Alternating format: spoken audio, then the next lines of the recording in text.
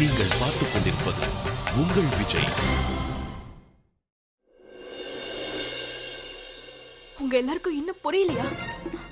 அந்த கரணுக்கும் இந்த வீட்டுக்கும் ஏதோ ஒரு சம்மதம் இருக்குன்னு, ஏதோ ஒரு ரகசியம் இருக்கு. சொல்லுங்க ப்ளீஸ்.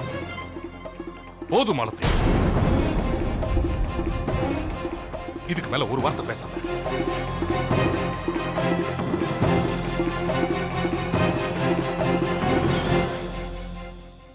என்ன போட்டோ, என்ன உறவு? ஷாலினி இதுவரைக்கும் கரணை சந்திச்சதே இல்ல. அவ யாருன்னு நிச்சயமா தெரியாது. என்னமா?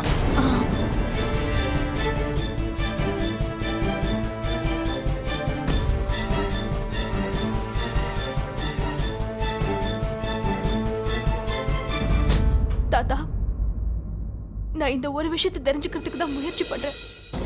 கரணுக்கும் இந்த வீட்டுக்கும் ஏதோ ஒரு சம்பந்தம் நிச்சயம் இருக்கு. அதான் அவர் முதல்ல ரிஷிகேஷ்ல இருக்கிற எங்களோட வீட்டை வாங்கினாரு, அப்புறம் எங்களுக்கு திருப்பி கொடுத்துட்டாரு. இவ்வளவு பெரிய ஹெல்ப் எப்படி ஒரு மூணாவது மனுஷன் பண்ணுவான்?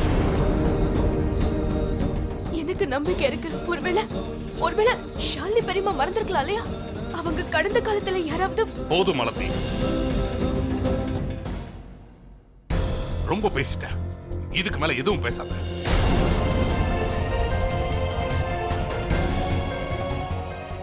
நல்ல நாள் அதுமா, நீ என்ன பேச்சு பேசிட்டு இருக்க? நாங்க எல்லாரும் உனக்காக இந்த பூஜையில காத்துக்கிட்டு இருக்கோம். ஆனா நீ தேவையில்லாத குழப்பத்தை ஏற்படுத்திட்டு இருக்க. ஆனா ஆண்டி, நான் உங்களுக்கு எப்படி புரிய வைக்கிறது? மாலதி, அண்ணி சரியா தான் சொல்றாங்க. மாலதி, அப்படி ஏதாவது ஒரு விஷயம் இருந்தா நீ நிச்சயமா. போதும் கச்சனா, இந்த பிரச்சனையை நாம இங்கேயே முடிச்சுக்கிறது நல்லது. ஆனா அங்கிள், நீங்க. மாலதி, நான் இவ்வளவு தூரம் சொல்லிக்கிட்டு இருக்க, நீ கொஞ்சம் கூட புரிஞ்சுக்க மாட்டேங்க. ஷாலினி தான் சொல்லிட்டால கரண் யாருன்னு தெரியாதுன்னு. நீ புரிஞ்சுக்க மாட்டியா? இனி இந்த வீட்டுல இத பத்தி யாரும் பேசக்கூடாது. போதும். நீ இந்த வீட்டோட மருமகளா இரு. அத புரிஞ்சுக்கிட்டு ஒழுங்கா இரு. இந்த தேவையில்லாத பேச்செல்லாம் வேண்டாம்.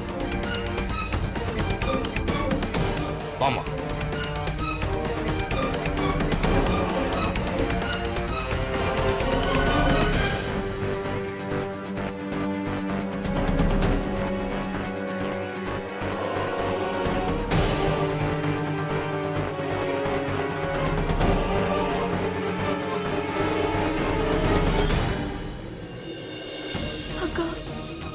மாலதி, உன்கிட்ட எவ்வளவு சொன்ன? ஆனா நீ என்ன பண்ண நினைச்சியோ அதேதான் பண்ணிருக்கல. என்ன சொல்றது ஏன் யாரும் புரிஞ்சுக்க? போதும் மாலதி, உன்னோட எந்த விளக்கத்தையும் நான் கேட்க தயாரா இல்ல. அக்கா,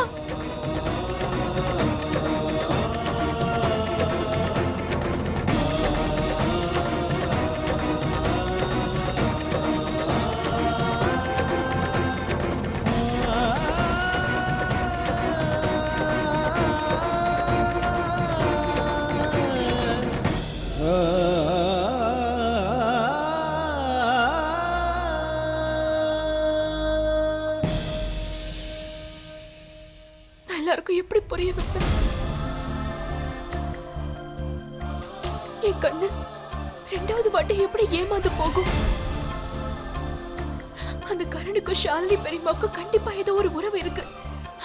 ஆனா அது ஷாலினி பெரியம்மாவுக்கு தெரிஞ்சிருக்காது.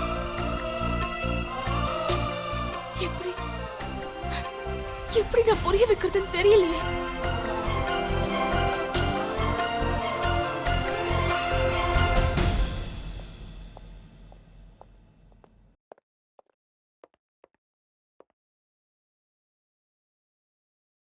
சார், உங்களை பார்க்க ஒரு மேடம் வந்திருந்தாங்க. யாரு? அவங்க யாருன்னு தெரியல, அவங்களோட பேரும் சொல்லலை. ஆனால் அவங்க அந்த ஃபோட்டோவே ரொம்ப நேரம் பார்த்துக்கிட்டே இருந்தாங்க.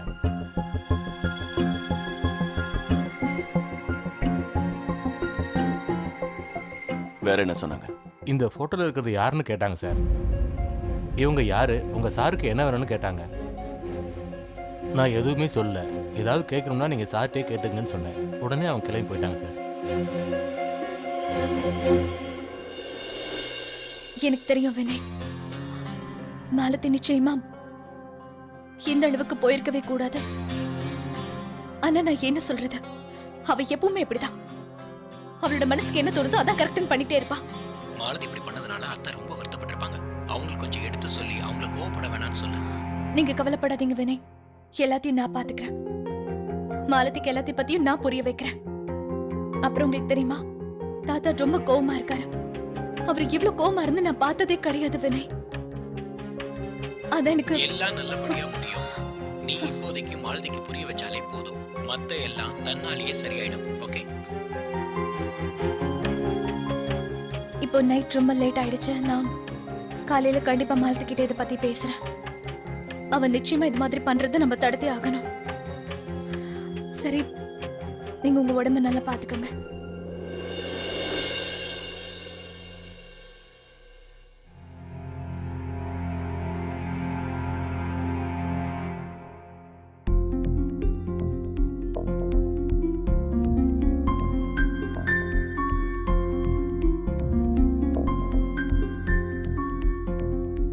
நீயும் திட்டு.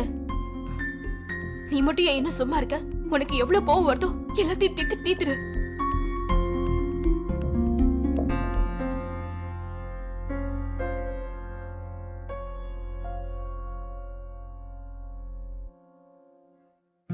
இத பாரு மாலதி, நான் உன் மேல கோவமாலாம் இல்ல. நான் ஒத்துக்கிறேன், நீ 2 முறை ஏமாந்திருக்க கண்டிப்பா வாய்ப்பு இல்ல. ஒருவேளை நீ கருணோட வீட்டுல ஷாலினி ஆண்டியோட போட்டோவை பார்த்திருக்கலாம்.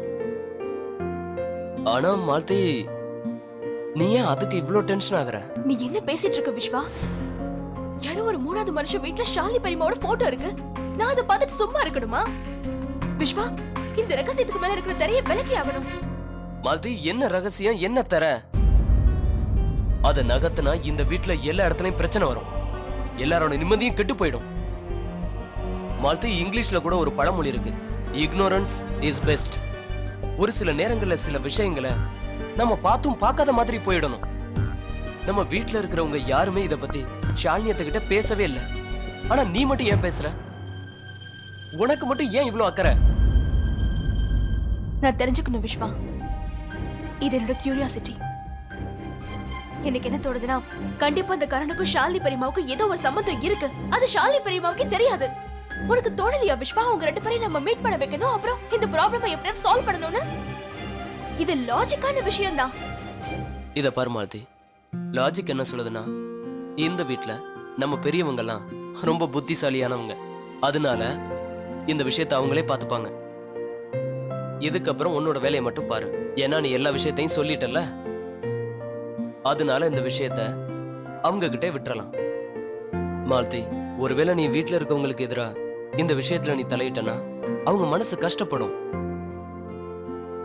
உனக்கு இப்பதான் கல்யாணம் ஆயிருக்கு. நீ நீ ஒரு புது மருமக.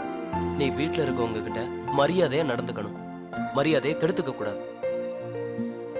நான் சொல்றது புரியுதா? நிறைய புரிய வச்சுட்ட. இப்ப விஸ்வாவும் குழந்தையில இருந்து பெரியவன் ஆயிட்டான். வேற என்ன பண்றது? ஒரு குழந்தைய வளர்க்க வேண்டிய நேரம் வந்துருச்சுன்னா பெரியவனா மாறி தானே ஆகணும். சரி வா, உன் மூட சரி பண்றதுக்காக நாளைக்கு உன்னை மூவிக்கு கூட்டிட்டு போறேன். ஓகே? என்ன படம் பார்க்கலாம்? ரொமான்டிக்கா, காமெடியா? பேய் படம். பேய் படமா?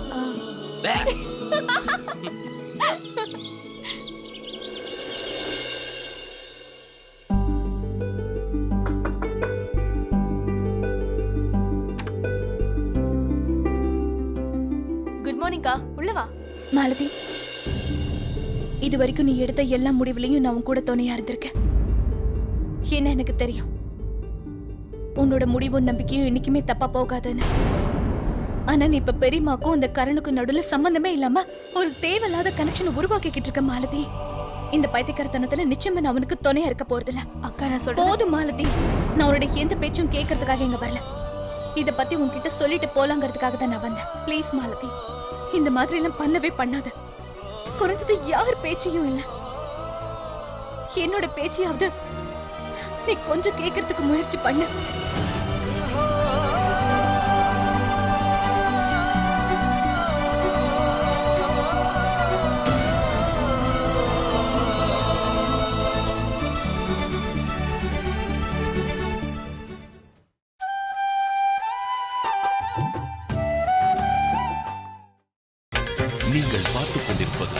உங்கள் விஜய்.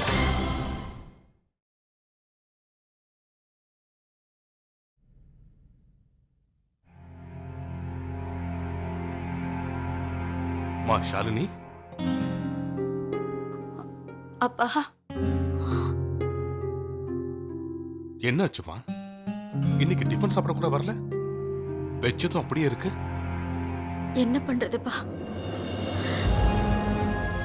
எப்ப இதெல்லாம் சரியாகுதோ அப்பதான் எனக்கு பசிக்கும். எப்ப நான் கரணை பத்தி கேட்டனோ அந்த நிமிஷத்துல இருந்து ஒரு இனம் புரியாத கவலை ஏற்பட்டிருக்கு. யார் அந்த கரண்? அவனுக்கு எனக்கு ஒருவேளை ஏதாவது சம்பந்தம் இருக்குமா? நீ என்ன பேசிக்கிட்டு இருக்க ஷாலினிமா? கரனுக்கும் உனக்கு என்ன சம்பந்தம் இருக்க போகுது? மாலத்தி எதை பார்த்தாலும் அது ஒரு பிரமையா இருக்கலாம்ல. ஆனா அப்பா, மாலதி சொல்றதையும் நாம எப்படிப்பா நிராகரிக்க முடியும்? கரனுக்கும் நம்மளோட இந்த வீட்டுக்கும் நிச்சயம் ஏதோ ஒரு சம்பந்தம் இருக்கணும். அதனாலதான் அவன் ரிஷிகேஷ்ல அவங்களுக்கு ஹெல்ப் பண்ணிருக்கா. இல்லனா அம்மா, கரண் ரிஷிகேஷ்ல இருக்கிறவங்களுக்கு என்ன பண்ணானோ அது அவனோட இஷ்டமா. மாலத்தி நம்ம முன்னாடி என்ன கேள்வி எழுப்பினாலோ அதுக்கும் அந்த வீட்டுக்கு எந்த சம்பந்தமும் இல்ல. நீயே யோசிச்சு பாருமா. ஒரு 24-25 வயசு இருக்கிற பையன், அவனை பத்தி இது வரைக்கும் நம்ம கேள்விப்பட்டதே இல்ல. அவனுக்கு உனக்கு என்ன சம்பந்தம் இருக்க போகுது? மாலத்தி சொன்னது ஒருவேளை தவறா இருந்திருக்கலாம். என்ன நடக்குதுன்னு எனக்கு புரியலப்பா. அன்னைக்கு நான் ஷாப்பிங் போயிருந்தப்ப கூட அவரை நான் பார்த்தேன். அம்மா, மத்தவங்க சொன்னதை நீ நம்பாத. நான் சொல்றத புரிஞ்சுக்கோ. எப்படிப்பா நம்பாம இருக்க சொல்றீங்க? என் கண்ணால பார்த்ததை எப்படி நம்பாம இருக்க முடியும்? இல்ல, என் கண்ணையே நம்பாம இருக்கிறதா?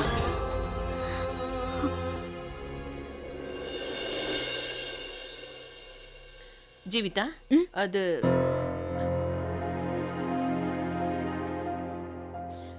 ஏமா இவ்வளவு கம்மியா நறுக்குற? வீட்ல ஆளுங்க கம்மியா இருக்காங்களா? ஆமா அத்தை, மாலத்தியும் விஸ்வாவும் படம் பார்க்க போயிருக்காங்க. நல்லதா போச்சு. இதனால அவ கவனம் கொஞ்சம் திசை திரும்பும். அவ மனசுல ஏற்படுத்திக்கிட்டு இருக்க குழப்பத்துல இருந்து கொஞ்சமாவது வெளியில வருவா. ஜீவிதா, அம்மடி, நீ மாலத்தியோட ஓரவத்தி மட்டும் இல்ல, அவ உனக்கு தங்கச்சியும் கூட. உன்னை விட அதிகமா அவளை யாரும் புரிஞ்சுக்க முடியாது. நீ அவளுக்கு புரியவே. அது ஷாலினி அண்ணி விஷயத்துல அவளை தலையிட வேண்டான்னு சொல்லு. அண்ணி என்னெல்லாம் கஷ்டப்பட்டிருக்காங்கன்னு யாருக்கும் தெரியாது. உனக்கு தெரியுமா? மத்தவங்க பார்வைக்கு வேணா அவங்க கோவமானவங்களா கண்டிப்பானவங்களா தெரியலாம். ஆனா மனசால அவங்க உடைஞ்சு போயிருக்காங்க. அவங்களுக்கு ஒரு சின்ன அடிபட்டா கூட அவங்களால தாங்கிக்க முடியாது. ப்ளீஸ், மாலத்துக்கிட்ட சொல்லு. அவளால அவங்களுக்கு எந்த அடியும் படக்கூடாது. நீங்க இத பத்தி எதுவும் கவலைப்படாதீங்க அத்தை. மாலத்தி இனிமே இந்த மாதிரி எதுவும் பண்ண மாட்டா. அதுக்கு நான் கேரண்டி கொடுக்குறேன்.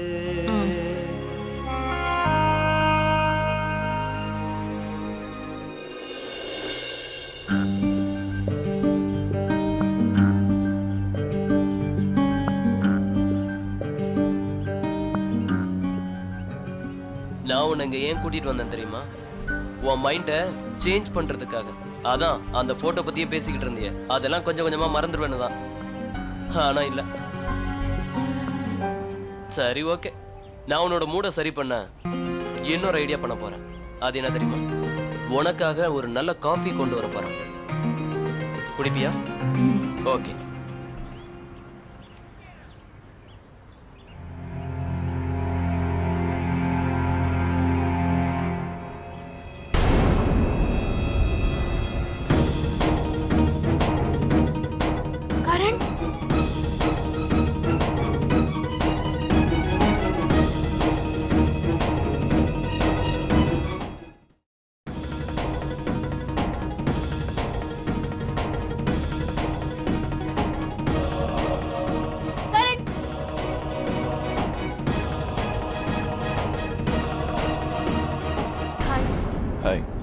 கரண், ப்ளீஸ் என்கிட்ட உண்மையை சொல்லுங்க. ஷாலினி பெரியம்மாவோட போட்டோ உங்க வீட்டுக்கு எப்படி வந்துச்சு? மும்பைல நீங்க எங்களை பார்த்தப்ப கூட நீங்க நீங்க எங்களுக்காக ஒரு கவரை விட்டுட்டு போயிருந்தீங்க. அதுல கூட ஷாலினி பெரியம்மாவோட போட்டோ இருந்துச்சு. ப்ளீஸ் கரண், நான் தெரிஞ்சுக்கணும். அப்படின்னா நேத்து எங்க வீட்டுக்கு வந்தது நீங்க தானா? ஆமா கரண், நான் தான் உங்க வீட்டுக்கு வந்திருந்தேன். ப்ளீஸ் உண்மையை சொல்லுங்க. ஷாலினி பெரியம்மாக்கும் உங்களுக்கு என்ன சம்பந்தம்?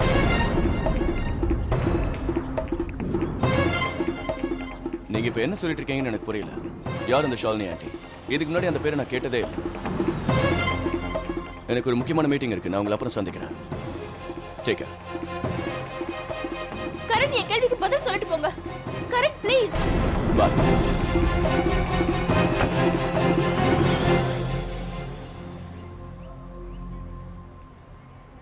மாலதி, நீ எங்க என்ன பண்ணிக்கிட்டு இருக்க? விஸ்வா, அது கரண். என்ன கரணா? இங்கயா?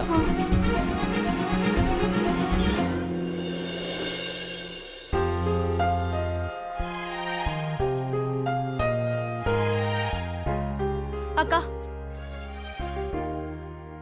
அக்கா, இன்னைக்கு என்ன நடந்துச்சுன்னு உனக்கு தெரியுமா? என்னாச்சு? காலையிலேயே எனக்கு அட்வைஸ் பண்ணல. நான் அப்பவே முடிவு பண்ணிட்டு கண்டிப்பா இந்த விஷயத்தை பத்தி இனிமே பேசவே கூடாதுன்னு.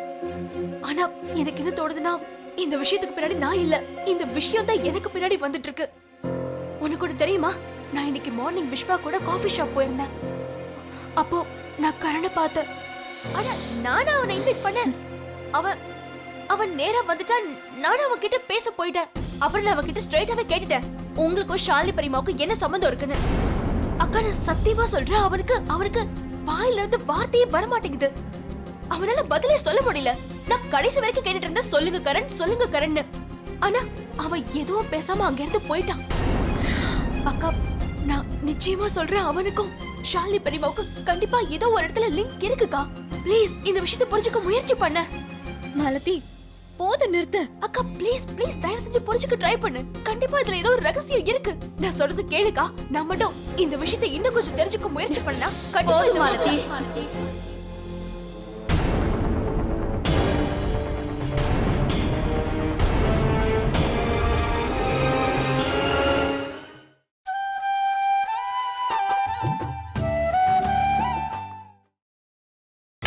நீங்கள் பார்த்துக் கொண்டிருப்பது உங்கள் விஜய். உன்னோட பைத்தியக்காரத்தனமான வார்த்தைகளை இதுக்கு மேலேயே என்னால சகிச்சுக்க முடியாது.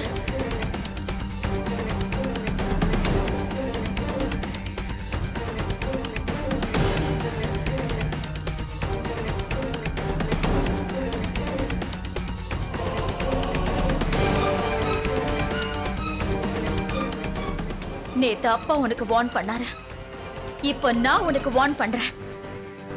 யாரோ சம்பந்தம் இல்லாத ஒரு ஆளை தேவையில்லாம என் கூட சம்பந்தப்படுத்தி பேசாத மாலதி. எனக்கு நல்லா தெரியும், நீ எவ்வளவு சொன்னாலும் புரிஞ்சிக்கவே மாட்டேன். ஆனா நான் என்ன புரிய வைக்க விரும்புறேன்னா, நீ எவ்வளவு சீக்கிரம் இதை புரிஞ்சுக்கிறியோ அது உனக்கு நல்லது.